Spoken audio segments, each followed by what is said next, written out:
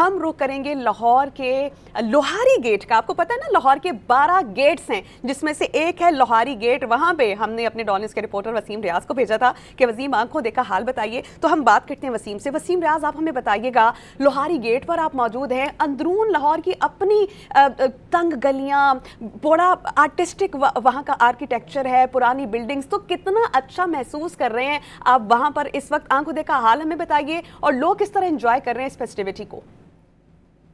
5, 4, 3, 2, 1।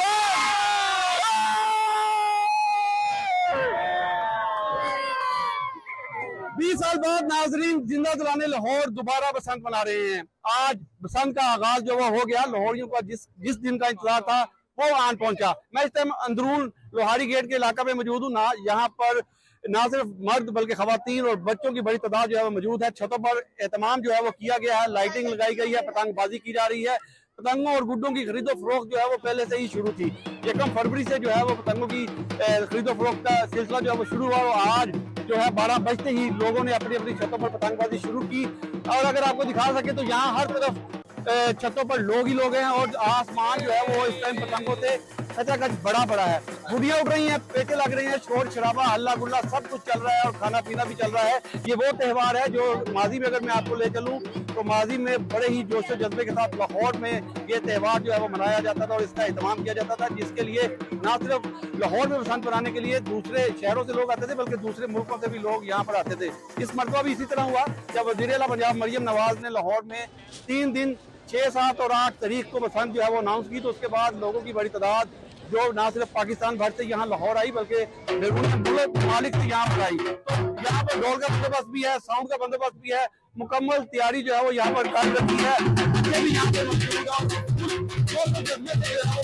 जा रही है। तो आपको बुलाई जा रही है। आपको बताएंगे और आपको आगे जो है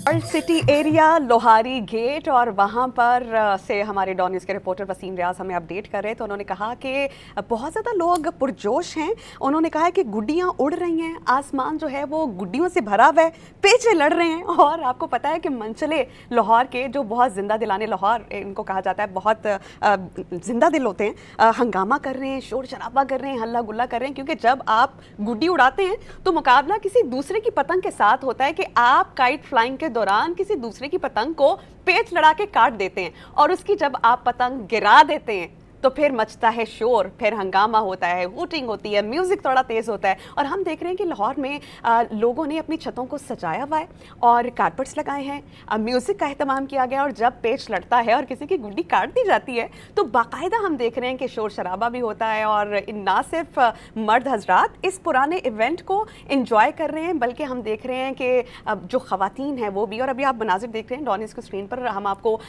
लम्हा ब लम्हा तमाम इवेंट दिखा रहे हैं कि जो वज़ीर इत्तलात पंजाब थी आज़मा बुखारी, बल्कि हैं भी, वो इस वक्त मौजूद हैं। उन्होंने काइट फ्लाइंग से इस इवेंट का बाकायदा तौर पर आगाज़ किया। अपनी जहाँ पे एहतमाम किया गया है वो छत पर मौजूद हैं और गुड्डी उड़ा भी रही हैं, पेचा भी लगा रही हैं। और देख रहे हैं दीगर जो अहम वज़रा हैं वो भी उनके साथ मौजूद हैं, वो भी काइट फ्लाइंग कर रहे हैं। और बड़ा अच्छा एहतमाम किया गया है। जहाँ ये लोग सेलिब्रेट कर रहे हैं वहाँ पर हम देख रहे हैं कि बच्चे वो दीवाने हुए हुए हैं, क्योंकि जेंसी की ये पहली बसंत है। उनको नहीं पता कि काइट फ्लाइंग कैसे होती है, डोर को तनाव कैसे डाली जाती हैं, या पेचा कैसे लड़ता है, या अगर किसी की गुड्डी काटी जाती है तो क्या फीलिंग या क्या मज़ा होता है। वो देख रहे हैं कि उनके जो पेरेंट्स हैं वो अच्छे तरीके से काइट फ्लाइंग कर रहे हैं और वो फर्स्ट टाइम विटनेस करेंगे इस बसंत को।